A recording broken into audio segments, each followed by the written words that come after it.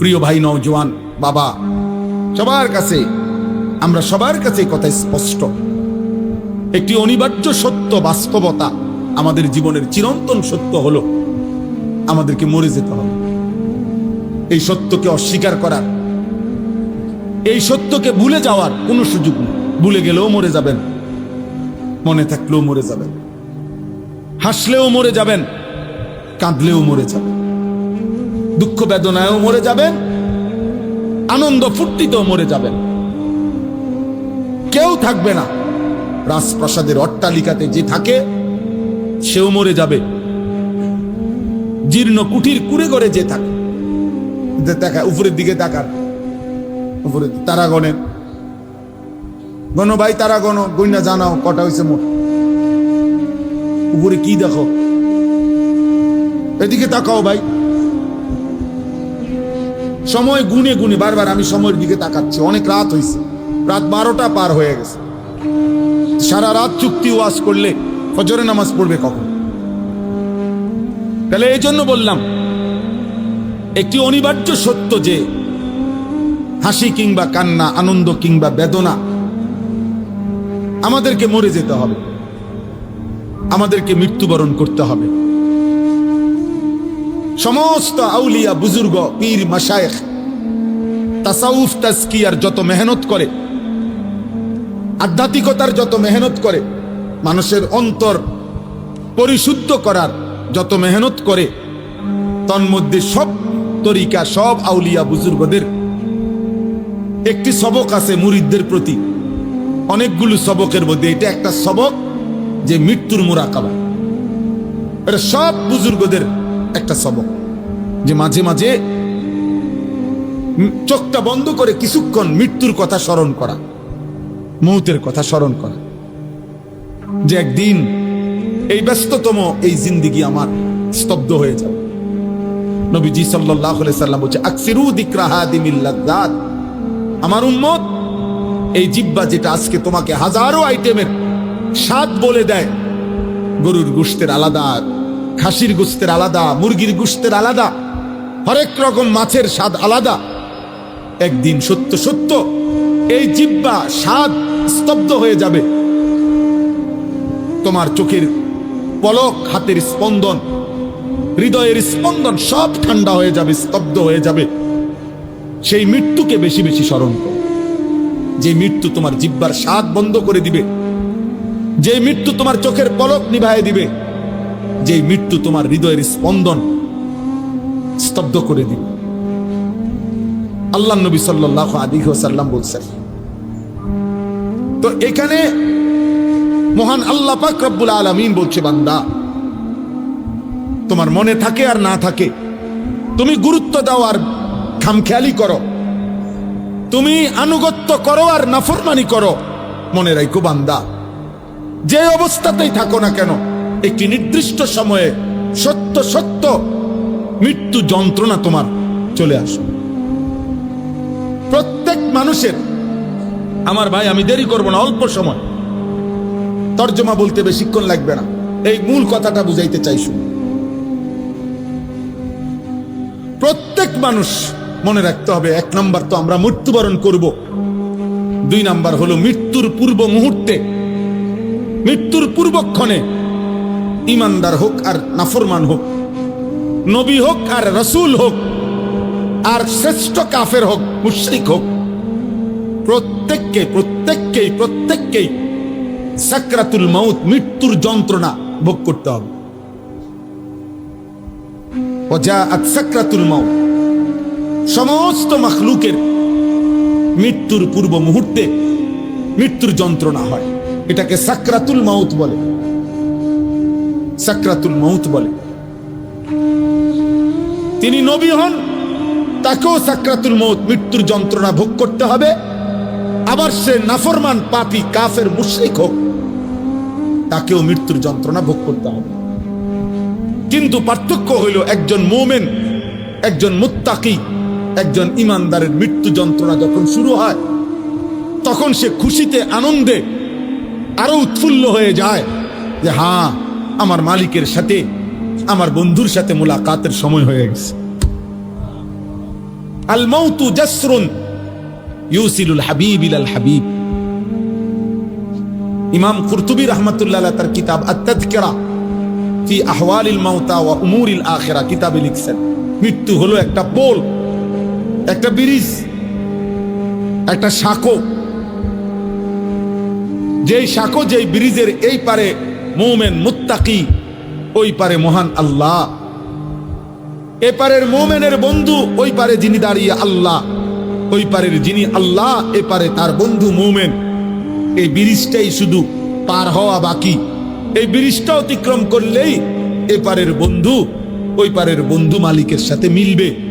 ইউসিলুল হাবিব ইলাল হাবিব, হাবিব হাবিবের সাথে, বন্ধু বন্ধুর সাথে মিলিত হবে। আল্লাহ রাসূল সাল্লাল্লাহু আলাইহি ওয়াসাল্লাম বলেন, ইমাম কুরতুবী রাহমাতুল্লাহ আলাইহি বলেন, আর সেই পোলটাই হলো মৃত্যু। মুমিন মরবে তো তার বন্ধু মালিকের সাথে সম্পর্ক হয়েছে, সম্পর্ক হয়েছে। তো মুমিনের সাকরাতুল মউত, মৃত্যু যন্ত্রণা হবে, কিন্তু তার মধ্যে তার উৎফুল্ল। কিন্তু মৃত্যুর যে যন্ত্রণা, কষ্ট, এটা তাকে ভোগ করতে হবে। যত বড় ইমানদারি হোক, তিনি রাসূল হোক, তিনি নবী সাল্লাল্লাহু আলাইহি সাল্লাম, তাকেও। এজন্য হাদিসের মধ্যে আছে, বিশুদ্ধ হাদিস, আল্লাহর নবী সাল্লাল্লাহু আলাইহি ওয়াসাল্লামের স্ত্রী আম্মা জান আয়েশা রাদিয়াল্লাহু তাআলা আনহা, তিনি বর্ণনা করছেন, ইন্তেকালের পূর্ব মুহূর্তে নবীজি সাল্লাল্লাহু আলাইহি সাল্লামের যখন মৃত্যু যন্ত্রণা, সাকরাতুল মউত শুরু হয়েছে, আম্মা জান আয়েশা তখন সামনে। আয়েশা রাদিয়াল্লাহু তাআলা আনহার বুকের মধ্যে নবীজির মাথা মোবারক। এই অবস্থায় নবীজি, হযরত আয়েশা রাদিয়াল্লাহু তাআলা আনহা বলেন, নবী সাল্লাল্লাহু আলাইহি সাল্লামের কপাল মোবারক ঘামে ভিজে গেছে। আমি একটা বাটির মধ্যে করে পানি এনে দিলাম। আম্মা জান আয়েশা বলেন, বারবার নবীকে দেখছিলাম, আল্লাহ নবী সাল্লাল্লাহু আলাইহি সাল্লাম তার ডান হাত মোবারক ওই পানির মধ্যে ভিজাইতেছে আর কপাল মুছতেছে আর দোয়া করতেছে, আল্লাহুম্মা আইন্নি আলা সাকারাতিল মউত, আয় আল্লাহ, মৃত্যু যন্ত্রণার এই মুহূর্তে আপনি আমাকে সাহায্য করেন। আল্লাহুম্মা হাফফিন আলাইয়া সাকারাতিল মউত, আল্লাহ আমার মৃত্যু যন্ত্রণা সহজ করে দেন। এরপরে বলছেন, লা ইলাহা ইল্লাল্লাহ, আল্লাহ আপনি ছাড়া কোনো ইলাহ নাই। ইন্না লিল মউতে সাকারাত, হায় মৃত্যুর বড় ভারী যন্ত্রণা। এই কথা বারবার বলতেছিলেন, অথচ তিনি মুহাম্মদুর রাসূল সাল্লাল্লাহু আলাইহি ওয়াসাল্লাম, অথচ তিনি নিষ্পাপ, তিনি মাসুম, তিনি নিষ্পাপ। অতএব প্রত্যেককেই মৃত্যু যন্ত্রণা ভোগ করতে হবে, ইমানদার হলেও ইমান। কিন্তু ওই যে বললাম, উনার এই যন্ত্রণা হচ্ছে ঠিক আছে, কিন্তু উনার এই যন্ত্রণার মধ্যেই তিনি রব্বুল আলামিনের মুলাকাতের স্বাদ পাচ্ছিলেন। এজন্য ওই হাদিসের মধ্যে এটাও আছে যে নবীজি সাল্লাল্লাহু আলাইহি সাল্লাম এরপরে এই দোয়া এগুলা পয়রা বারবার বলতেছিলেন, বালির রফিকাল আলা, বালির রফিকাল আলা, বরং আল্লাহর সান্নিধ্য, বরং বন্ধুর সান্নিধ্য, বরং বন্ধুর সান্নিধ্য। হাদিসের ব্যাখ্যার মধ্যে আছে, এই বরং বলতেছে কেন?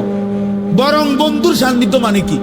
মানে বুঝাইতেছেন, মালাকুল মউত আজরাইল ওনাকে বলতেছিলেন, ইয়া রাসূলুল্লাহ, দুনিয়ায় আর কয়দিন থাকবেন নাকি রবের কাছে যাবেন? তো আল্লাহর নবী বলতেছেন, বরং বন্ধুর কাছেই যেতে চাই। কষ্ট হোক, সাকরাতুল মউত হোক, তো মুলাকাত চাই মালিকের, মুলাকাত চাই বন্ধুর।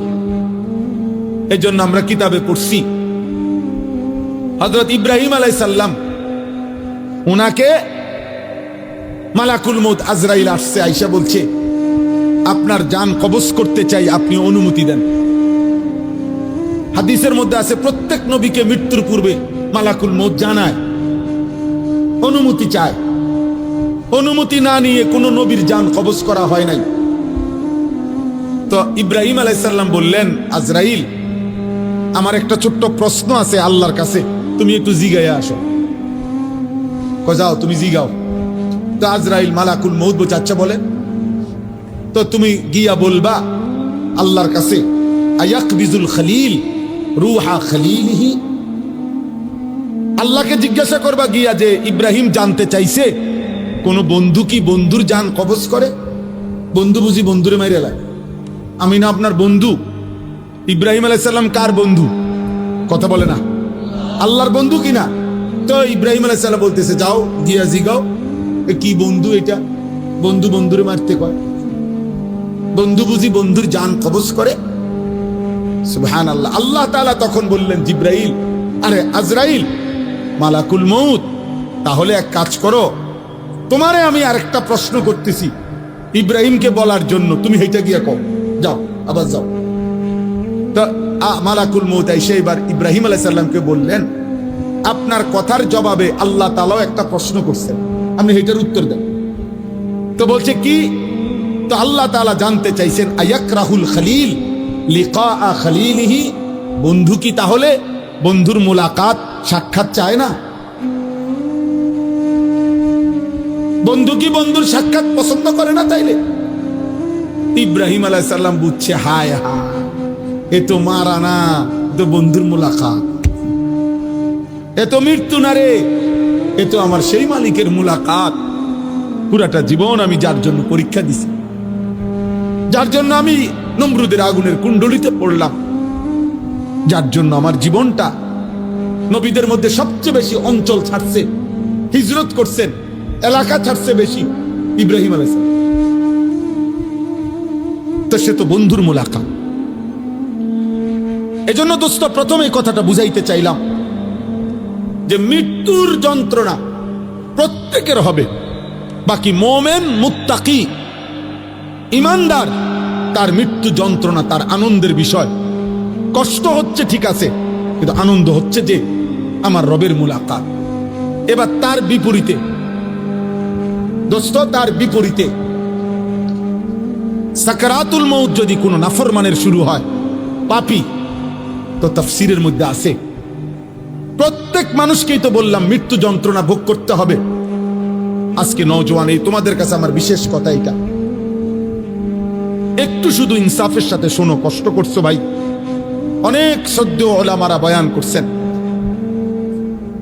তাফসীরের মধ্যে আছে এক টানা 900 বছর ধরে নেন কোন ব্যক্তি এই পৃথিবীতে হায়াত পাইছে,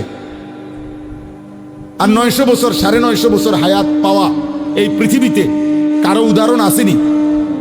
নাই। কে? নূহ আলাইহিস সালাম। কথা বলে না? তাহলে এই পৃথিবীতে 950 বছর বাঁচার উদাহরণ আছে কিনা? তো উদাহরণ তো আছে, আদম আলাইহিস সালাম।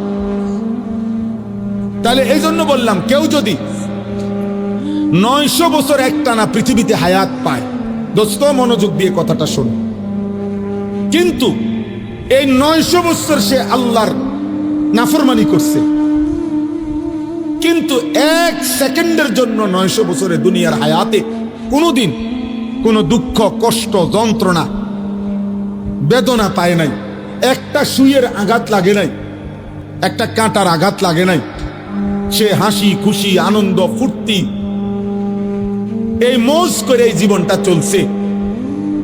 নাচ গান, নারী, ছবি, জিনা, ব্যভিচার, মদ, জুয়া, চুরি, ডাকাতি, সুদ, ঘুষ, বেহায়াপনা, বেলেল্লাপনা, যা মন চায় তাই করছে, কিন্তু কোনোদিন কষ্ট পায় নাই। ধরে নাও, মানে ধরে নিচ্ছি যে কোনোদিন এর কারণে সে দুনিয়ার হায়াতে কোনোদিন 1 সেকেন্ডের ব্যথা পায় নাই, কোনো কষ্ট হয় নাই।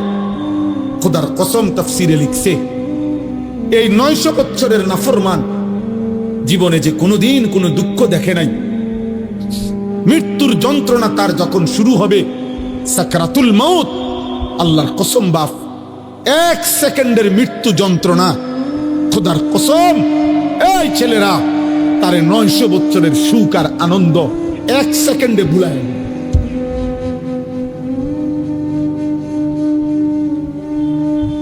কবরের আযাব পরে, জাহান্নামের আযাব পরে, হাসরের আযাব দোস্ত আমার পরে, এগুলা তো আছে সামনে, কিন্তু 1 সেকেন্ডের মৃত্যুর যন্ত্রণা, এখনো জান কবজ হয় নাই, শুধু মৃত্যুর যন্ত্রণা শুরু হয়েছে।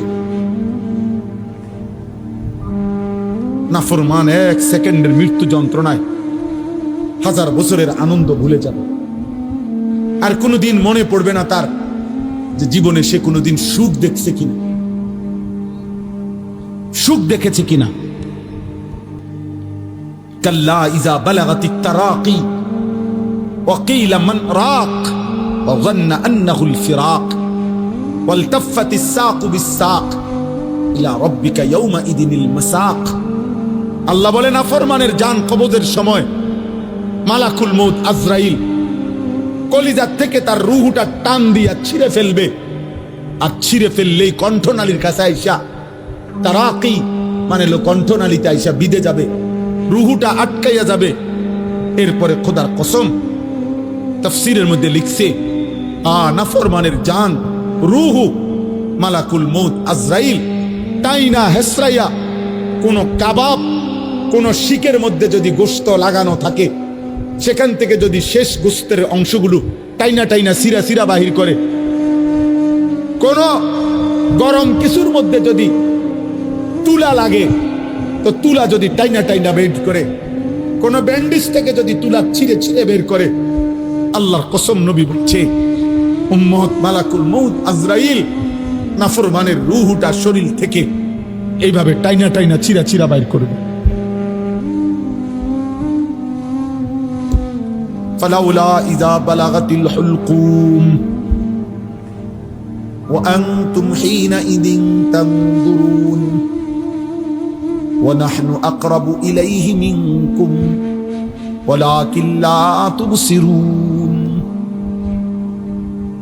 ফালাউলা ইন কুনতুম গায়রা মাদিনিন তারজিউনাহা ইন কুনতুম সাদিকিন। আল্লাহ বলে নাফরমানের কণ্ঠনালীতে যখন তার রূহটা আইসা আটকাইয়া যাবে, চারিপাশের আত্মীয় স্বজন তখন দেখতে থাকবে। আল্লাহ বলেন আমিও তো দেখতেছি, আমিও তো সামনেই আছি।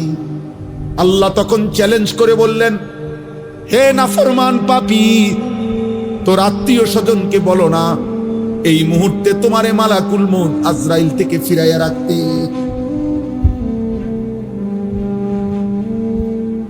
অতএব প্রিয় ভাইয়া, কবরের আযাব তো সামনে, জাহান্নামের আযাব তো সামনে, এক সেকেন্ডের মৃত্যু যন্ত্রণাও তো তুমি সহ্য করতে পারতা না।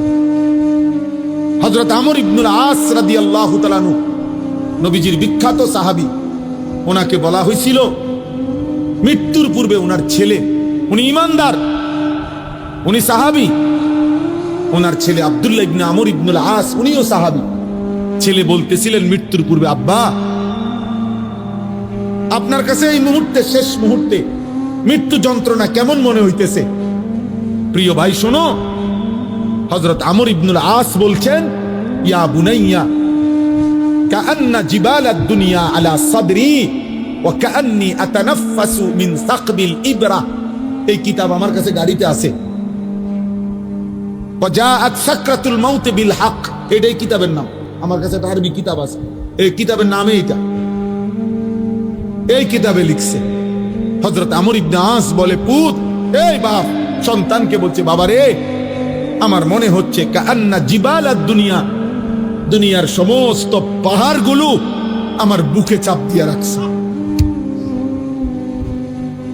কাআন্না জিবালাদ দুনিয়া আলা সাদরি, মৃত্যু যন্ত্রণা আমার মনে হচ্ছে দুনিয়ার পাহাড়গুলো আমার বুকে চাপ দিয়ে রাখছে রে ফুল। ওয়া কাআন্নি আতানাফাসু মিন সাকবিল ইবরা, আর আমি যেন এই পাহাড় চাপা অবস্থায় আমি যেন সুইয়ের ছিদ্র দিয়া, সাকবিল ইবরা, সুইয়ের ছিদ্র দিয়ে আমি যেন একটু একটু নিঃশ্বাস নিতেছি। আমার ছেলেরা, আমার কিশোর, আমার নওজোয়ান, আমার 16 বছরের সন্তান, এত অল্প বয়সে তুমি এত গুনাহ, এত নাফরমানি কেমনে করছো বাপ? তুমি কেমনে সহ্য করবে আব্বা? আমার 16 বছরের সন্তান আছে।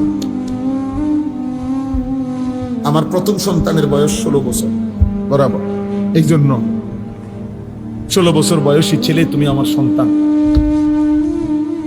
তার চাইতে একটু বয়স্ক, একটু বেশি যাদের বয়স 18, 20, 22, 25, প্রিয় সন্তান, তুমি আমার ছোট ভাই, তুমি বলো গত 365 দিনে তোমরা কোনদিন যারা ফজরের নামাজ পড়ো নাই, আমার সন্তান, কেমনে তুমি মৃত্যুর এই যন্ত্রণা সহ্য করো?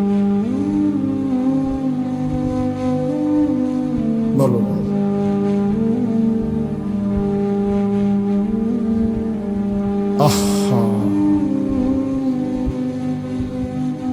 হ্যাঁ, সারা রাত যারা মোবাইলে নারী দেখো, ছবি দেখো, উলঙ্গ দৃশ্য দেখো, এত নারী, এত ছবি, এত জিনা, এত বেবিচার, এত অসভ্যতা,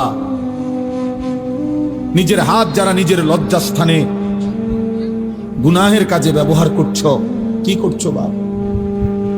আমি যে এর চাইতে বেশি আর বলতে পারছি না। আমি যদি একলা পাইতাম যুবক তোমারে, আমি একলা আরো অনেক কিছু বলতাম। আমার উস্তাদ বসা, মুরব্বী বসা, ওলামা বসা, বয়স্ক বসা। আমার জিন্দিগির ফিকির এটা, আমার রাত দিনের মেহনত এটা। মানে কিশোর নওজোয়ান ফিরবে। বলো ভাইয়া, তোমরা কি হিসাবে? অগণিত ছেলের চেহারা দেখলেই বোঝা যায় বাপ, আজকের সারা দিনে যারা এক ওয়াক্ত নামাজ পড়ো নাই। হায় মুসলমানের সন্তান, কেমনে পারলা? তুমি কি মরবা না? তুমি কি কবরে যাইবা না বাপ? এই পৃথিবীর কত রাজা বাদশাহ কবরে চলে গেছে, তুমি কি কোনোদিন কবরস্থান দেখো নাই? তুমি কারো জানাজা পড়ো নাই? তুমি কি কোনো মানুষের লাশ দেখো নাই? আমি 5 দিন আগে আমার জ্যাঠার সাথে কথা বলে আসছি বাড়িতে, খোঁজ খবর নিছি। 5 দিন পরে আমার জ্যাঠা মারা গেছে। আমি জ্যাঠার দিকে তাকাইয়া বাড়িতে গিয়া দেখছি আমার এই সেই মানুষটা যার সাথে আমি কথা বলছি, উনি নাই, চুপ হয়ে গেছে, হাত নড়ে না, পাও নড়ে না। আমি জানাজা পড়াইছি আমার জ্যাঠার, তো জানাজার আগে আমি আমার জ্যাঠার কবরটা খালি, তখন কবরে রাখে নাই। আমি কবরের দিকে তাকাইয়া অনেকক্ষণ, 8-10 মিনিট হইব, আমার বাবার কবরের পাশে আমার জ্যাঠার কবর। আমার আব্বা আগে ইন্তেকাল করছে। আমার জ্যাঠার কবরের দিকে তাকাইয়া অনেকক্ষণ, খালি কবরের দিকে তাকাইয়া ছিলাম। তাকাইয়া আমার মনে হইল কবর যেন আমারে ডাক দিয়ে বলছে, আনিস, আমার কাছ থেকে 1 মুঠ মাটি দিছিলাম আমি তোমার জ্যাঠারে বানাইবার জন্য, আজ আমার মাটি আমি ফেরত নিলাম।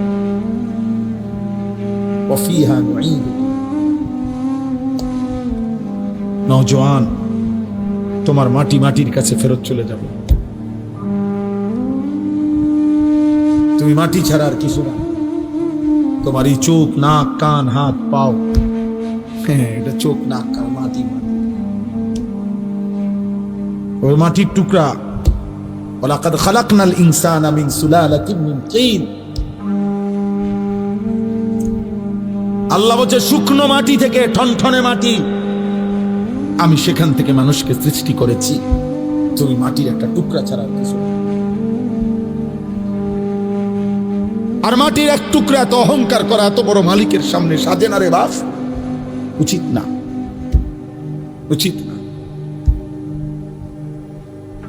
এত বড় মালিকের নাফরমানি করছো কেমনে? কোরআনুল কারীম আল্লাহ নাজিল করছে 30 পারা। এতগুলো কথা আল্লাহ কোরআনে বলছে, 30 পারা নবীর জবান দিয়ে বলাইছে, 23টা বছর কোরআন শরীফে আছে। ফাবি আইয়ি হাদিসিন বাদাহু ইউমিনুন। আল্লাহ বলছে, বান্দা বল না রে, আমি আর কেমনে বললে, আর কোন কথা বললে, আর কতবার বললে বান্দা তুমি আমার কথা মেনে নিতা? এই নাফরমান, এই বেনামাজি, দাঁড়া, এখন দাঁড়া। ফজরের নামাজ পড়ো না যারা, গত 1 বছর ধরে হাইওয়ান, মুসলমানের বাচ্চা এত নিকৃষ্ট হয়? তোর কোনো মা নাই, তোর কোনো বাপ নাই বেটা, তোর কোনো আল্লাহ নাই, তোর কোনো নবী নাই, তোর কোনো ধর্ম নাই। নাফরমান। জীবন মানে শুধু ভাত, জিন্দিগি মানে শুধু ভাত, জীবন মানে শুধু ঘুম, জীবন মানে শুধু পেশাব পায়খানা, জীবন মানে শুধু লজ্জাস্থানের চাহিদা পূরণ? এগুলো তো কুত্তারও পূরণ হয়। এই নাফরমান, খানা তো কুত্তাও খায়, ঘুম তো কুত্তাও যায়, পেশাব পায়খানা তো কুত্তারও হয়, লজ্জাস্থানের চাহিদা তো কুকুরও পূরণ করে। কুকুরের বাচ্চা হয় না? কথা বলে না। কুত্তার বাচ্চা হয়নি তো কুকুরের বাচ্চা হয়, মানেই তো তার চাহিদা পূরণ না হইলে বাচ্চা হয় কেমনে? তো তুমি এটা কি ভাবছো বাপ? এক ওয়াক্ত নামাজও পড়তা না, কেমনে বাঁচবা? ফাকাইফা তাত্তাকুনা ইন কাফারতুম ইয়াওমান ইয়াজালুল বিলদানা শিবা। আল্লাহ বলে, বান্দারে আমার, কেমনে রে বান্দা এত নাফরমানি করছো? আল্লাহ বলে, সেদিন হাসরের দিন আমার বান্দা কেমনে রে বাঁচবা বান্দা? এত নাফরমানি, এত মিথ্যা, এত চুরি, এত জিনা। এক মোমেন মুসলমান দাবি করে 30 বছর ধরে সুদ খাও। মুসলমান বুঝি 30 বছর সুদ খায়? মুসলমান কেমনে 30 বছর নাচ গান দেখে? মুসলমানের মা, মুসলমানের বোন কেমনে 20 বছর ধরে বেপর্দা? মুসলমানের ঘরে কেমনে প্রত্যেক দিন নাটক, সিনেমা, নর্তকীর ছবি চলে, নাটক সিনেমা চলে? আল্লাহ বলেন, আমার বান্দা এই যে দিন রাত নাফরমানি করছো, ফাকাইফা তাত্তাকুন, ওই হাসরের দিন কেমনে বাঁচবা বান্দা? যেই দিনের একদিনেই দুঃখ, কষ্ট আর পেরেশানি আর যন্ত্রণায় একদিনেই দুধের বাচ্চা, কোলের বাচ্চা বুড়া হয়ে যাবে। ইয়াউমান ইয়াজালুল বিলদানা শিবা। একদিনে ইয়াউমান, কয়দিনে? একদিনে বাচ্চা বুড়া হয়ে যাবে, একদিনেই কালো চুল সাদা হয়ে যাবে।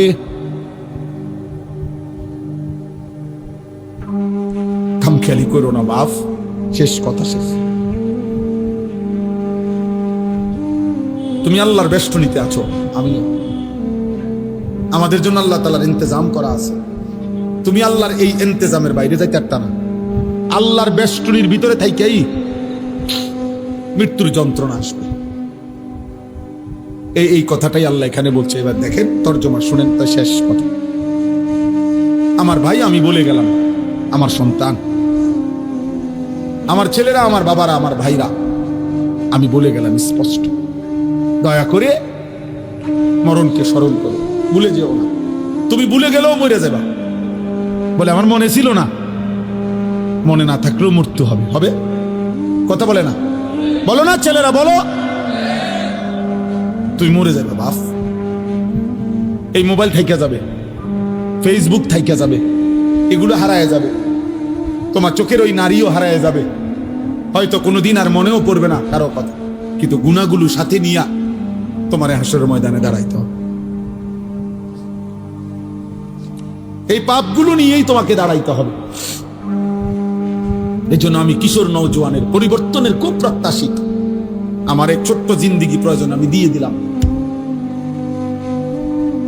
কিন্তু আমার একটা আশা, মুসলমানের নওজোয়ান তোমরা ইনশাআল্লাহ ফিরলে, তোমরা যদি ফজরের নামাজ পড়ো, এতগুলো ছেলে ইনশাআল্লাহ, কদর কসম, ইসরায়েলের কুত্তাদের কলজা সুদ্ধা নড়ে উঠবে ইনশাআল্লাহ। সেজদাবিহীন বিজয় আসবে না বন্ধু। স্লোগান দিলে হবে না, শুধু স্লোগান দিলে। স্লোগান আমিও দিতাম, জানি। আমি ছাত্র জীবনে স্লোগানের সেরা ছিলাম। ঢাকা চৌধুরীপাড়া যখন পড়তাম দাওড়া রাকাম থেকে গিয়া, তখন স্লোগানে সেরা ছিলাম। হুজুররা আমারে স্লোগানের জন্য নিত, উড়ে লইতাম পারু স্লোগান দিয়া। আলহামদুলিল্লাহ। আমার বড় ভাই, আমার মনে আছে, বড় ভাই আনি সব স্লোগান চলেন ভাই, উড়ে এলাম কোরআন দিয়ে উড়ে। 2-4 ঘন্টাও মিছিল করতে পারতাম, একটা কোনো বিশ্রাম ছিল না। স্লোগান দিয়ে হবে না দোস্ত, শুধু কলিজার খুন, কপালের এই সেজদা মালিককে দিতে হবে। ভাইয়া, আরো 100 বছর চেষ্টা করেও কাফের বেঈমানদের সমপরিমাণ অস্ত্র, কাফের বেঈমানদের সমপরিমাণ ক্ষমতা, দুনিয়াবি আসবাব আমাদের হবে না। আমাদের বিজয় আমাদের ওই রবের কাছে। আমাদের উপরে যিনি তিনি আমাদের জন্য যথেষ্ট। আমরা যদি যথাযথ চোখের পানি দিতে পারি, আমরা যদি চোখের পানি ফেলতে পারি, সেজদা দিতে পারি, ইনশাআল্লাহ বিজয় আসবে। গাজাবাসী সন্তান খুব কষ্ট পাইতেছে বাপ। আজকেও পত্রিকা আসছে, সব পত্রিকা। গতকালকে বৃহস্পতিবার গাজার প্রায় 4.5 লক্ষ মানুষ, তারা আবার শেষবারের মতো ইসরায়েলের বেঈমান কুত্তারা বলছে, গাজাবাসীরে মাইকিং করে শুনাই দিছে, তোমাদেরকে পলায়নের জায়গা ছেড়ে দেওয়ার শেষ সুযোগ দেওয়া হলো, এরপরে আর বাঁচতে দেওয়া হবে না। ছোট ছোট মাসুম বাচ্চা নিয়ে মহিলারা খালি পায়ে, আজকের পত্রিকা তো আসছে যে এরা হাঁটতেছে, ওরা জানে না ওরা কোথায় যাবে, ওরা জানে না। 12 কিলোমিটার পায়ে হাইটা একটা বাচ্চা একটা রুটির জন্য হাত পাইটা অনেক কষ্টে যখন একটা রুটি নিছে, রুটি নিয়ে যখন ফেরত আসছে, এই কিছুদিন আগে পত্রিকা আসছে, 12 কিলোমিটার পায়ে হাইটা রুটিটা নিছিল। এই রুটি নিয়ে যখন ফিরে আসছে, গাজার ওই ছেলেকে গুলি করার পরে বুলেটের আঘাতে রুটি হাতে মাসুম সন্তানের কলিজাটা ঝাঁঝরা হয়ে গেছে, ও আর রুটি খেতে পারে।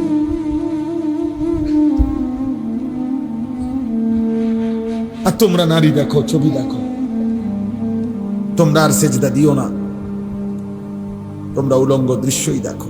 তোমাদের আর মোবাইলের নেশাই গেল না, তোমাদের চুলের ফ্যাশনই শেষ হইল না, তোমরা তোমাদের বন্ধুদের আড্ডাই, তোমরা মনে করছো ইবলিস শয়তান তোমাদের বলছে তোমাদের বিপদ হবে। বিপদ শুধু ফিলিস্তিনের, বিপদ শুধু রোহিঙ্গাদের, আমগো কিচ্ছু হইতো না। আমরা সবাই জোনায়েত বাগদাদি, আমরা বাইজিদ মুসলিম। আমাদের মানচিত্রে ওলামায়ে কেরামকেও বলি, আমাদের মানচিত্র বাংলাদেশের আরেকবার তাকাই দেখেন, আজকে দেখেন আমাদের মানচিত্রে পার্বত্য চট্টগ্রাম সহ কক্সবাজারের এই সাইড, এটা আলগা এরকম। এটা যদি এমনি একটা কেচি দিয়া শুধু কাটে, এটা আমি ফরে যাবে, কেচি দিয়া কাটলে যেরকম আলাদা হয়ে যাবে, আমাদের পার্বত্য চট্টগ্রামকে যেই কোনো মুহূর্তে কাইটা ফেলা, আলাদা করে দেওয়া। এই যে কয়েকদিন টানা খাগড়াছড়িতে রক্তের বন্যা বইতেছে, বাংলাদেশে বাংলাদেশ কোন কারফিউ, আর্মি, সেনাবাহিনী কিছু দিয়ে পারতেছে না, তেমন বুঝছেন? কোন বিবেকবান উত্তরবঙ্গের খবর নিয়ে, রংপুর জেলার, রংপুর বিভাগের 8টি জেলাতে কসম খোদার প্রতিদিন মুসলমান খ্রিস্টান হইতেছে। আমি নিজে গত বছর এক চিল্লা পুরা 40 দিন দিনাজপুর ছিলাম, 40 দিন ছিলাম।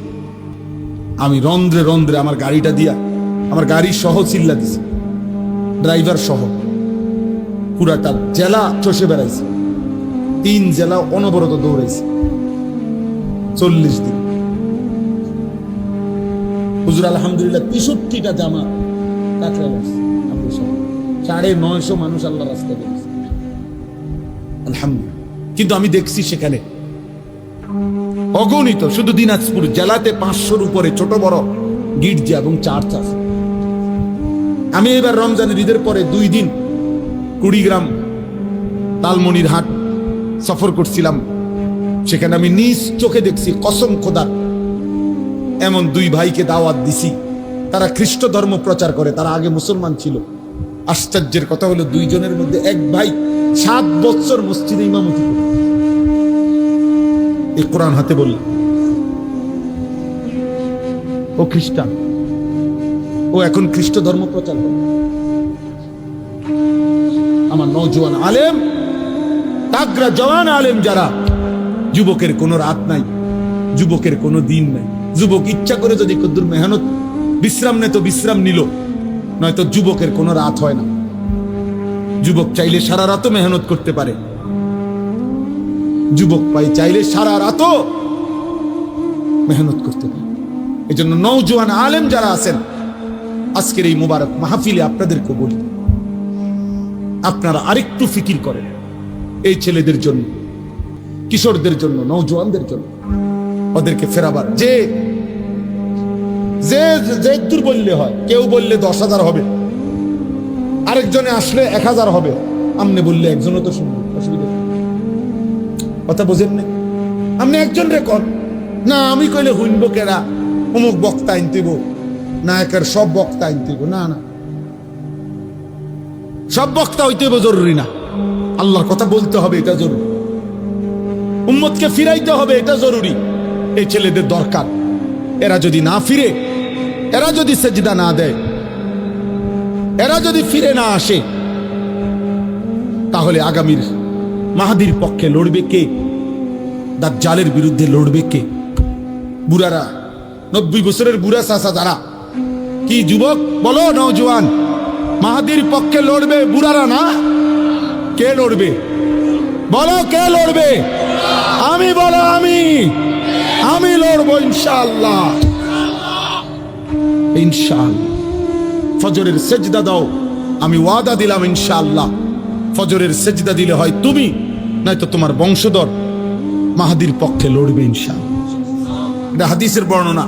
ফজরের মুসল্লিরা মাহাদি এবং ঈসার সাথে সর্বশেষ দাজ্জালের বিরুদ্ধে শেষ লড়াই করবে যারা, এবং শেষ ইহুদিদের শেষ ব্যক্তিটাকে পাথরের আড়াল থেকে, গাছের আড়াল থেকেও টাইনা বাইর করে হত্যা করবে যারা, এই শেষ বাহিনী হলো ফজরের মুসল্লি। এটা কিতাবের কথা, আমার কাছে কিতাব আছে। ফজরের মুসল্লি যারা মাহাদির সৈনিক তারা। এই জন্য আজকে এই রাত গভীরে নিয়ত করো যে ফজরের নামাজ পড়বো ইনশাআল্লাহ। আমার জিন্দিগির একটা মেহনত, ফজর ক্যাম্পেইন। আমি এটা কাজ করি সারা বাংলাদেশে, জায়গায় জায়গায় আমার অনেক ছেলে আছে যারা ফজর ক্যাম্পেইনের কাজ করে, মানে ফজরের নামাজের প্রচারণ। এইটাই মেহনত, এইটাই সংগঠন, এইটাই একটা দল। দলের মাকসাদ কি? ফজরের নামাজে মুসল্লি বৃদ্ধির আন্দোলন। এটা আমার শায়েখ দিছেন, আমারে বলছেন, আমার শায়েখ আল্লামা মুফতি মুশতাকুন নবী কাসিম হুজুর আমার এই জিম্মাদারি যে মাওলানা এটা করবেন, কোনো ফিডাফিডি নাই, ঝগড়া নাই, ফজরের জন্য ডাকবে। আমরা ইনশাআল্লাহ নওজোয়ান তোমাদেরকে বলল, একজন ছেলে সিদ্ধান্ত নিবা যে আমি ফজর পড়বো, আমার একজন বন্ধুকে ফজরের জন্য ডাকবো ইনশাআল্লাহ। 2 জন হইলে 4 জন হবে, 4 জন হইলে 8 জন হবে। হইতে পারে না ইনশাআল্লাহ? হইতে পারে ইনশাআল্লাহ। ফজরের নামাজে বিজয় আছে। ফাল মুগীরাতি সুবহা, আল্লাহ তাআলা বলছে যুদ্ধের ঘোড়া দুশমনের উপরে আক্রমণ করে ফজরের ওয়াক্ত। ফাল মুগীরাতি সুবহা ওয়াল আদিয়াতি যবহা ফাল মুরিয়াতি কদহা। এইটাও মজা। চলে, রাত হয়ে গেছে। ওয়ালাকাদ খালাকনাল ইনসানা ওয়া না'লামু মা তুওয়াসওয়িসু বিহি নাফসু। এই আমি শেষ তরজমা বলি। আল্লাহ বলেন, বান্দা আমি মানুষকে সৃষ্টি করেছি। 2, আল্লাহ বলেন অন্তরের গভীরে যা আছে, তোমার অন্তরের যত কুমন্ত্রণা, গুনাহের মন্ত্রণা, ওয়াসওয়াসা, অন্তরের ভিতরে যা, আমি সেটাও জানি। তাহলে বাইরের গুলা জানেনি, কথা বলে না। হাত দিয়ে, চোখ দিয়ে, কান দিয়ে, নাক দিয়ে গুনাহ হইলে আল্লাহ জানেনি। আল্লাহ বলছে আমি অন্তরের ভিতরে যেটা, সেটাও জানি। 3, ওয়া নাহনু আকরাবু ইলাইহি মিন হাবলিল ওয়ারিদ। আল্লাহ তাআলা বলে, বান্দা তোমার শিরা উপশিরা, শরীরের উপরে পশম, এরপরে চামড়া, এরপরে গোশত, এরপরে রক্ত। এই রক্ত সঞ্চালন হয় শরীরের মধ্যে। কতগুলো শিরা উপশিরা আছে যেগুলোর মাধ্যমে স্যালাইনের তারের মতো সারা দেহে রক্ত সঞ্চালন হয়। এগুলোর কোনো একটা কোনা, একটা রগ ছিঁড়ে গেলে পুরা দেহের রক্তের সার্কুলেশন বন্ধ হয়ে যাবে, কিছুক্ষণ পরে লোকটা মারা যাবে। এইটারে বলে ওয়ারিদ। এই যেই রগগুলোর মাধ্যমে, ওই উপরের এগুলো না, রক্তের সাথে মিশ্রিত যেই রগগুলোর মাধ্যমে মানুষের দেহে রক্ত সঞ্চালন হয়, শিরা উপশিরা, আল্লাহ তাআলা বলেন ওইগুলো তোমার দেহের ভিতরে যত কাছে, আমি আল্লাহ তোমার তার চাইতে বেশি কাছে। ওয়া নাহনু আকরাবু ইলাইহি মিন হাবলিল ওয়ারিদ। আমি বান্দা তার চাইতে কাছে।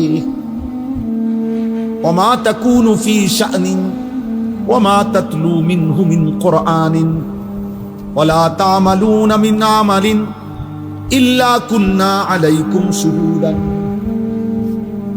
আল্লাহ বলে, বান্দা তুমি যখন যেখানেই থাকো না কেন, আমার কোরআন যেটুকুই পড়ো না কেন, তুমি যেই আমলই করো না কেন বান্দা, যখন তা করতে থাকো আমি আল্লাহ তোমার সামনেই থাকি।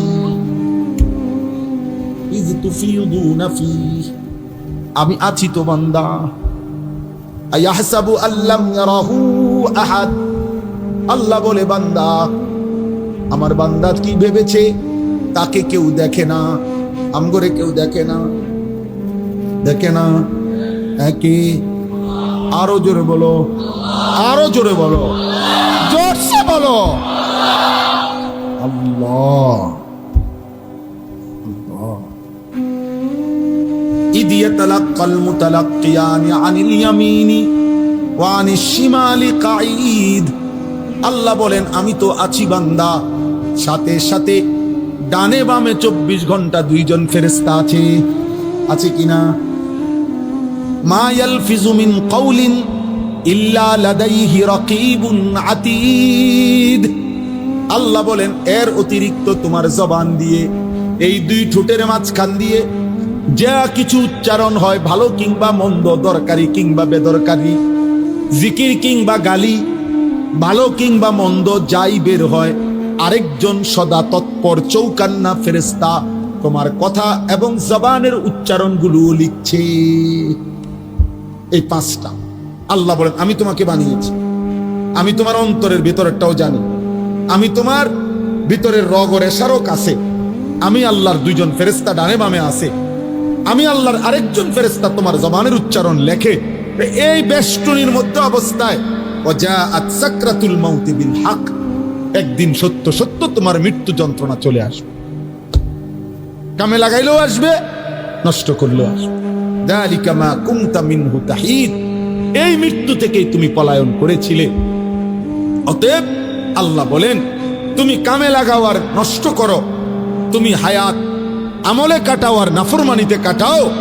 আমার এই প্রহরা, আমার এই ব্যবস্থাপনা, আমার ফেরেশতাদের এই লেখনী, আমার জবানের এই ফেরেশতার এই লিখনির মাঝখান দিয়েই তোমার এই মৃত্যু যন্ত্রণা শুরু হবে।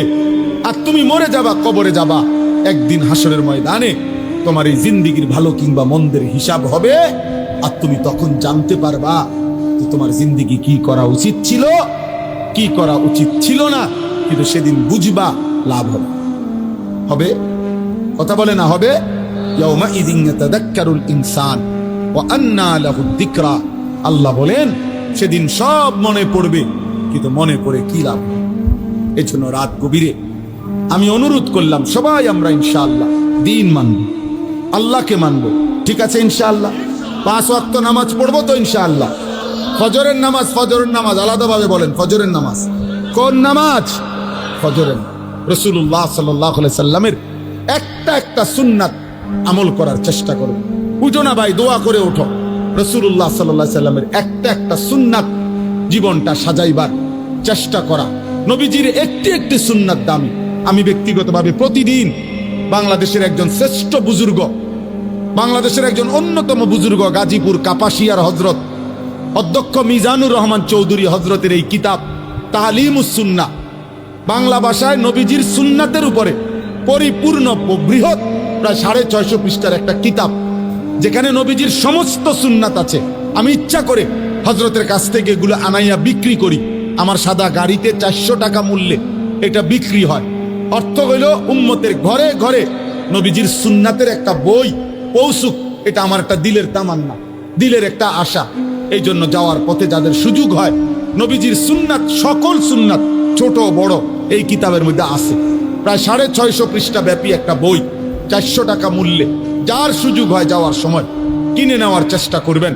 আল্লাহ তাআলা আমাদের সবাইকে তৌফিক দেন। আল্লাহ তাআলা এই মাদ্রাসা কবুল করেন। আজকের এই বর্ণাঢ্য আয়োজন আল্লাহ তাআলা বরকত দান করেন। কিশোর নওজোয়ান তোমরা আগামীর ইসলামের জন্য ভাববা, আল্লাহ তোমাদেরকে তৌফিক দান করেন, আমিন। প্রিয় ভাই, আসলে বাস্তবতা হলো মোবাইল হাতে ধরে বয়ান শুনলে দিল জমে না। মূলত আল্লাহর কথা শুনে পরিবর্তনের জন্য শতভাগ মনোযোগ জরুরি। কোরআনুল কারীমের মধ্যে আল্লাহ তাআলা বারবার এই কথাটা বলছে, ফাসতামিউ লাহু ওয়া আনসিতু। আমার কোরআন যখন পড়া হয় মনোযোগ দিয়ে শোনো এবং চুপ থাকো। মুসা আলাইহিস সালামকে আল্লাহ তাআলা বলছেন, ওয়া আনা ইখতারতুকা ফাসতামি' লিমা ইউহা, যে মুসা তুর পাহাড়ে যে তোমাকে এনেছি আমি আল্লাহই বাছাই করেছি, অতএব আমার ওয়াহি, আমার কথা মনোযোগ দিয়ে শোনো। ফাসতামি'। কোরআনুল কারীমে আল্লাহ তাআলা বলছে, ফাবাশশির ইবাদ আল্লাযীনা ইস্তামিউনাল কাওলা ফায়াত্তাবিউনা আহসানা। হে নবী, আপনি আমার ওই বান্দাদেরকে জান্নাতের সুসংবাদ দিয়ে দেন যারা মনোযোগ দিয়ে কথা শোনে, অতঃপর কোরআন সুন্নাহর অনুসরণ করে। তাইলে আল্লাহ তাআলা বিভিন্নভাবে কথাটা উল্লেখ করেছে মনোযোগের জন্য। এজন্য যত বেশি মনোযোগ, আন্তরিকতা, আগ্রহ দিয়ে আল্লাহর কথা শুনবে, তো ধীরে ধীরে জিন্দেগি পরিবর্তন হবে, ধীরে ধীরে বদলাবে। লাআল্লাকুম তুরহামুন, আল্লাহ ওয়াদা দিছে, যদি মনোযোগ দিয়ে শোনো এবং চুপ থাকো তো তোমাদের উপরে আল্লাহর রহমত বর্ষিত হবে। আর তাফসীরের মধ্যে আছে রহমত বর্ষিত হবে মানে হলো তৌফিকুত তাআ, আল্লাহ তাআলা ওই কথাগুলোর উপরে আমল করার তৌফিক দিবে। এই আমল করার তৌফিক পাওয়া, আল্লাহর কথা শুনবার পর আমলের সুযোগ হওয়া, এটা হলো রহমত, এটা হলো ইলম। এমনিতে শুধু জানা, এগুলো অনেকেই জানে, কিন্তু আমলের তৌফিক হওয়া, আমলে বাস্তবায়ন হওয়া, এটা রহমত, এটা ইলম। ইলম তখনই ইলম হয় যখন তা আমলে পরিণত হয়। আর নাই তো এটাকে বলা হয় মালুমাত। এমনি কিছু বিষয় জানে, মনে করেন গত 10 বছরও যে কোনোদিন 5 ওয়াক্ত নামাজ পড়ে নাই, তারেও যদি জিজ্ঞাসা করেন এমন মুসলমানকে যে নামাজ কয় ওয়াক্ত, তো সে কি বলবে? 12 ওয়াক্ত। কয় ওয়াক্ত? না হে কি বলবে মনে হয়? ও 5 ওয়াক্তই বলবে। তাহলে এটা হেও জানে, নামাজ যে 5 ওয়াক্ত এটা সেও জানে, কিন্তু এটা এলেম না, এটা মালুমাত, এটা তার একটা অর্জিত জ্ঞান, আমি জানে। আর আজকে 30 বছর যাবত যে সুদ খায়, এমন একজন মুসলমানকে জিজ্ঞাসা করে দেখেন যে ভাই সুদ খাওয়া কি, সে কি বলবে? মুস্তাহাব। কি তো এটা তো হেও জানে, হারাম করে নিজেই তো জানে হারাম, ও তো নিজেই বলতেছে হারাম, তাহলে এটা তো সেও জানে, কিন্তু এটা এলেম না। এলেম তখনই এলেম হয় যখন তা আমলে পরিণত হয়। মুফতি শফি রহমতুল্লাহ আলাই এ কথা বলছে। তো এই জন্য বললাম, আমলে পরিণত হওয়ার জন্য, আমলের তৌফিক পাওয়ার জন্য, রহমত পাওয়ার জন্য আল্লাহর কথা মনোযোগ দিয়ে শুনতে হয়। একজন বিশ্ববিখ্যাত বুজুর্গ ছিলেন, ইমাম ছিলেন হাদিসের জগতে, ইমামুল জারহ ওয়া তা'দীলদের অন্যতম সুফিয়ান ইবনে উয়াইনা রাহমাতুল্লাহি আলাইহি। তিনি বলছেন 5টি জিনিস একসাথে হলে ইলম পূর্ণ হয়। 1 নম্বর আল ইস্তিমা, মনোযোগ দিয়ে শোনা। 2 নম্বর আল ফাহমু, বুঝতে চেষ্টা করা, কি বললো আমি বুঝলাম কিনা। 3 নম্বর আল হিফজু, মুখস্থ করা। 4 নম্বর আল আমালু, আমলে পরিণত করা। 5 নম্বর আন নাশরু, অন্যের কাছে পৌঁছিয়ে দাও। মনোযোগ দিয়ে শোনা, বুঝতে চেষ্টা করা, মুখস্থ করা, আমলে পরিণত করা, অন্যের কাছে পৌঁছিয়ে দেওয়া। এই 5টা একত্র হলে ইলম পূর্ণ হয়। অনেক তালেব ইলম ভাই আছে, তোমাদের জন্য বললাম। এই জন্য আমি এই বিষয়টা কঠোরভাবে বলতে চাই মোবাইল হাতে ধরে রাখলে দিল বসে না, মনোযোগ আসে না। যে এটা ধরে রাখে সারাক্ষণ তার অন্তরে এই মোবাইলের কথাই মনে পড়ে, সারাক্ষণ দিলের মধ্যে এটাই আসা যাওয়া করে। এই জন্য একবার আগায়, একবার ফিচ্ছায়, একবার ডাইন দিকে নেয়, বাম দিকে নেয়, ছোট করে, বড় করে, এ বিভিন্ন রকমের সদর বদর করে। হ্যাঁ হ্যাঁ, বাস্তব, এটা পরীক্ষিত কথা। ফলে ওই বাচ্চারা সারাক্ষণ ফিকির এটা নিয়ে। এখন কারো মোবাইলের মধ্যে যদি 1 লক্ষ ওয়াজ থাকে, সুন্দর করে ক্লিয়ার সাউন্ড, ক্লিয়ার আওয়াজ, ক্লিয়ার পুরা আওয়াজ, মনে করেন এমন 10,000 না 10 লাখ ওয়াজ আছে, তো তার কবর রাজা মাফ তো লাভ হইল কি? তবে লাভ কি হলো? এর জন্য হাকিমুল উম্মত মুজাদ্দিদুল মিল্লাত হযরত মাওলানা শাহ আশরাফ আলী থানভী রাহমাতুল্লাহি আলাইহি বলছেন, মানুষের অন্তর, মানুষের দিল একই মুহূর্তে দুই জিনিস একই মুহূর্তে ভাবতে পারে না। এটা মনোবিজ্ঞানেরও কথা। অন্তর একসাথে দুই জিনিস ভাবে না, একটা সরাইয়া আরেকটা ভাবতে হয়। এজন্য মোবাইলের ভাবনা যদি দিলের মধ্যে বসে থাকে তো নিজের ভাবনা আর আসবে না, নিজের কোনো অনুভূতি জাগবে না। এজন্য দোস্ত, আমি আবারও অনুরোধ করছি,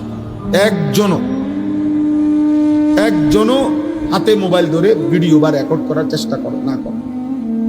যার অসুবিধা হয় চলে গেলে ভালো। আমি আবারও বলছি, যেহেতু আমি নির্বাচনের জনসভা না, আমি কোনো প্রার্থীও না, ভোট চাইতে আসিনি, আসছি এখানে সব আমার মুরব্বী ওলামায়ে কেরাম, আমার উস্তাদ বসা। হুজুর আমার সরাসরি উস্তাদ, আজকের মাহফিলের যিনি সভাপতি, এই এলাকার কৃতি সন্তান, ব্রাহ্মণবাড়িয়ার হাজারো লাখো ওলামায়ে কেরামের হৃদয়ের মানুষ, সারা দেশের ওলামায়ে কেরাম যাকে ভালোবাসে, হযরত মাওলানা আলী আজম সাহেব। হুজুর আমার সরাসরি উস্তাদ, আমি দারুল আরকাবেরই ছাত্র। তাইলে এই জন্য মুরব্বীদের সামনে শুধু বলা সামান্য কিছু কথা, শতভাগ মনোযোগ জরুরি। আজকের রাত না, সব সময়, সব সময়, সব সময়। এরপরে আমি যে বললাম, আমার কথা হইল বিকট আওয়াজে ঠিক বলে ওঠা, আর তখন পাশের 10 জনে হাসে, মানে অন্যরা হাসে দিছে ঠিক। এটা কি ধরনের কথা হলো? এটা তো একটা ফালতু আওয়াজ হলো, এটা তো ভদ্রতা হলো। অন্যরা যদি হাসিয়াই দেয় তত বুঝাই গেল এটা মস্কারি করা হলো, এটা তো এক ধরনের তামাশা করা হলো। এই জন্য এটা জরুরি বুঝা। অনর্থক এতটা বিকট আওয়াজ করা কোনো প্রয়োজন নেই। স্বাভাবিক ঠিক বললে কোনো গুনাহ নাই, কিন্তু স্বাভাবিক আওয়াজে বললে। রাসূলুল্লাহ সাল্লাল্লাহু আলাইহি ওয়াসাল্লাম বলছেন একদিন সাহাবাদেরকে, তোমরা কোনো বধির, যে কানে শোনে না, এমন কোনো মালিককে ডাকো না, আবার যে তোমাদের থেকে দূরে এমন কাউকেও ডাকো। এজন্য আমরা আখলাক শিখা দরকার। শুধু একজন হুজুর দেখতে আসলাম তামসা, এটা হলে হবে না ভাই। প্রিয় কিশোর নওজোয়ান সবাইরে বলি, জনপ্রিয়তা এটা একটা ধোঁকা। জনপ্রিয়তা ধোঁকা। কারো জনপ্রিয়তা দ্বারা বক্তারও কোনো ফায়দা নাই, শ্রোতারও কোনো ফায়দা নেই, কোনো লাভ নেই। মনে করেন আমারে 1 কোটি মানুষ চিনে, একেবারে সারা বাংলাদেশের 10 কোটি মানুষ আমারে চিনে, তো আমার কবর রাজা মাফ তো তার লাভ হলো কি? তা আমি এই জনপ্রিয়তা দিয়ে করবো কি?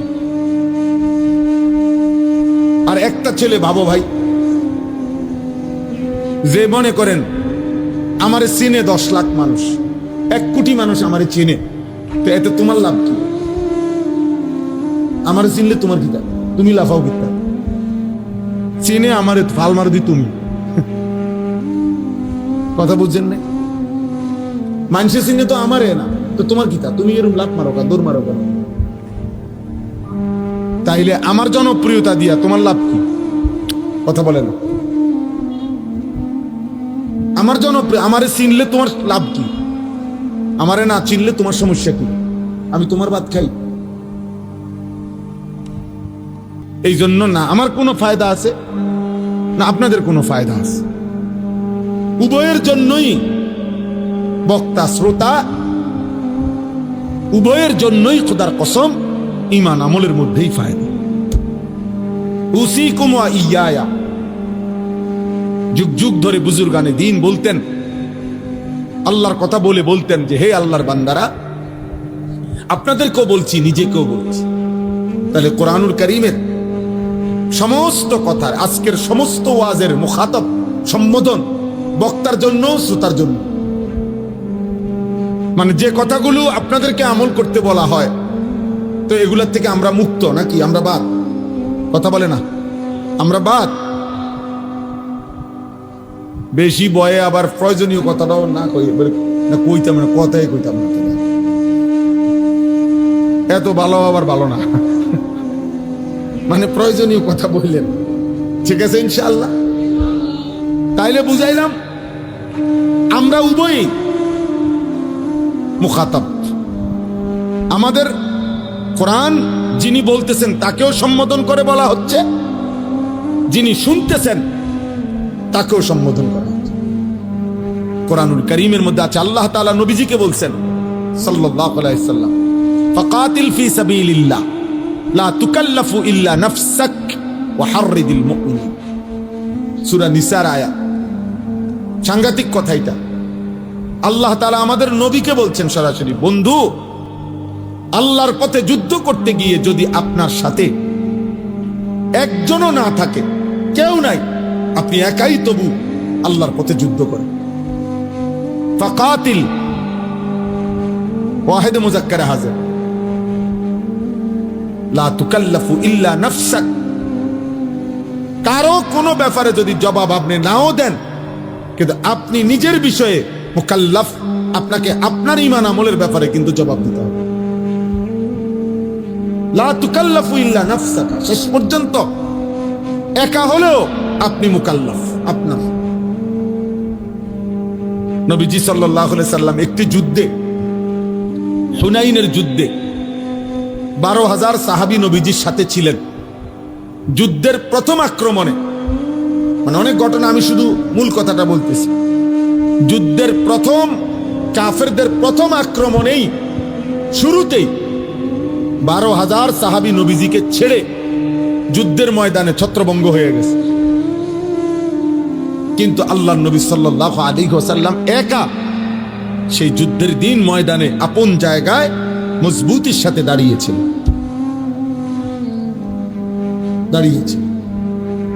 তাহলে সেদিন যদি নবী বলতেন, আল্লাহ 12,000 সাহাবী আমার চলে গেছে, সরে গেছে দেখা আমিও দৌড় দিছি, আল্লাহ বলবে না বন্ধু, আপনি এটার হিসাব দেন আগে, আপনি দৌড় দিলেন কেন?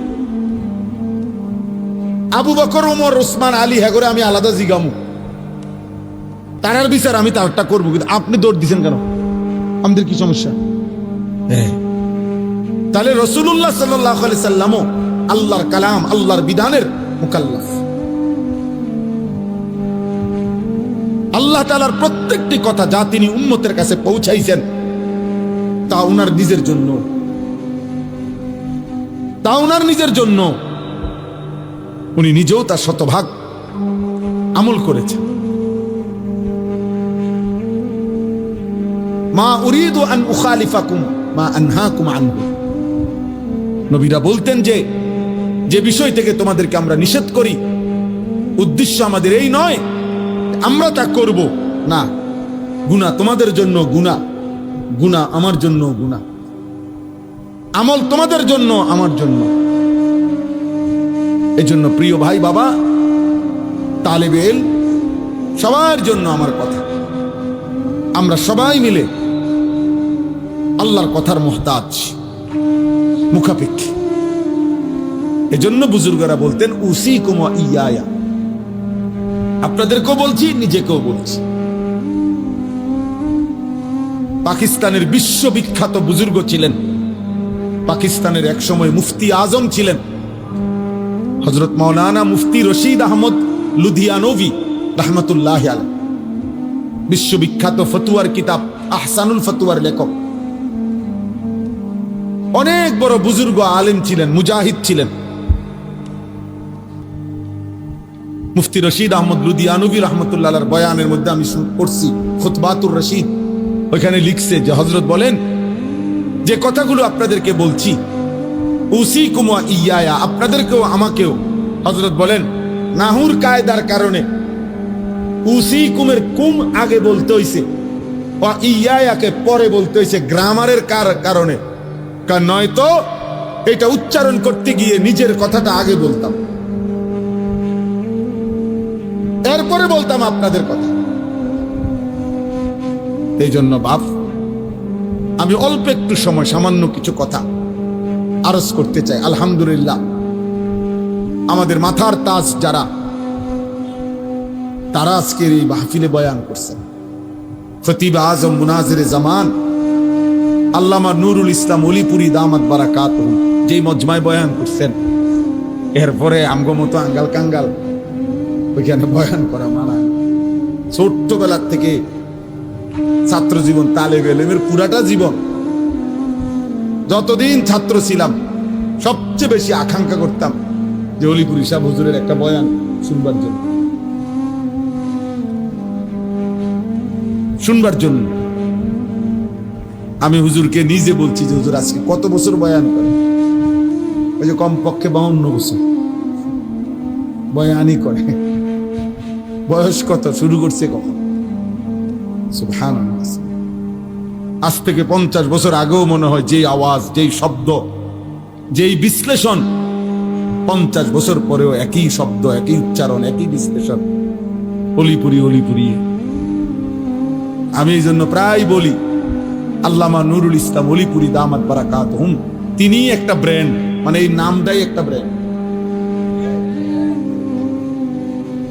হযরত যা বলেন তা কখনোই অগোছালো হয় না, কখনোই অগোছালো হয় না। হযরত যা বলেন তা শেষ পর্যন্ত, শেষ মিনিটে এসে দেখলে দেখা যায় উনি শুরুর থেকে যেখানে যেখানে কথা ছিটাইছিলেন সবগুলো মণি মুক্তার মতো, মালার মতো আবার মিলাইয়া দেয়। এটা আমি উনার মধ্যেই একমাত্র দেখছি। আমার জীবনেও আমি বহু বক্তার ওয়াজ শুনছি, কিন্তু হয়তো উনার 2 কথা 3 কথা ছুটে যায়, কথার তালে উনি হয়তো এখান থেকে এটা প্রসঙ্গটাই বাদ দিয়ে লাইছে। কিন্তু হুজুরের সব কথা শুরুর থেকে মনে হয় উনি বাংলাদেশ, ভারত, চীন, জাপান, ইরান, তুরান জায়গায় গেছে গা, এগুলা কেমনে হুজুরে গোলায় আনবো। ঠিক এই শেষের 10 মিনিট কেউ মনোযোগ দিয়ে শুনলে বুঝে যে হযরত সব কথারে একসাথ করে ফেলছে। আল্লাহ তাআলা এমন মহান ব্যক্তিকে আমাদের মাথার উপরে আফিয়তের সাথে দীর্ঘায়িত করে। আমার পরম শ্রদ্ধেয় উস্তাদ, ছোট্টবেলায় যার হাতে আমরা বড় হইছি, পড়ালেখা করছি, আজকে যিনি সারা বাংলাদেশের মুরব্বী, সারা বাংলাদেশের লক্ষ লক্ষ কোটি কোটি মুসলমান উলামা, তাদের অভিভাবক, হেফাজতে ইসলাম বাংলাদেশের সংগ্রামী মহাসচিব, দুর্বল অসুস্থ অবস্থায়ও যেন যিনি বজ্র কণ্ঠে উম্মতের পক্ষ হয়ে দুশ্মনের বিরুদ্ধে, বাতিলের বিরুদ্ধে যিনি কথা বলেন, আমাদের সেই পরম শ্রদ্ধেয় উস্তাদ আল্লামা শায়েখ সাজিদুর রহমান দামাত বারাকাতুহুমুল আলিয়া হযরত এসেছেন। আরো শ্রদ্ধেয় অনেক উলামায়ে কেরাম কথা বলছেন। তাইলে আমি শুধু একটা প্রসঙ্গ অল্প একটু প্রিয় নওজোয়ান ভাই বাবারা সবাইকে স্মরণ করায়, আমাকে সহ মনে করাইতে চাই। এই উদ্দেশ্যে আমি কোরআনুল কারীমের 26 নম্বর পারা, কোরআনুল কারীমের 50 নম্বর সূরা, সূরা কাফ, এই সূরা কাফ, এই সূরার 7টি আয়াত 16 নম্বর থেকে 22 নম্বর, এই 7টি আয়াত তেলাওয়াত করেছি। এইগুলোর তর্জমা আপনাদের সামনে সংক্ষেপে শুনাইতেছি। এই 7টি আয়াতের মূল বক্তব্য হলো একটা কথা বোঝানো, এখানে মূল আলোচ্য বিষয় একটা জিনিস পেশ করা সেটা হলো সাকরাতুল মউত। এখানে একটা শব্দ আছে, ওয়াজাআত সাকরাতুল মউত বিল হক। এই সাকরাতুল মউত বিল হক, এই কথাটা বুঝানোর জন্য আল্লাহ তাআলা আগে পিছে আরো কিছু কথা বলছেন।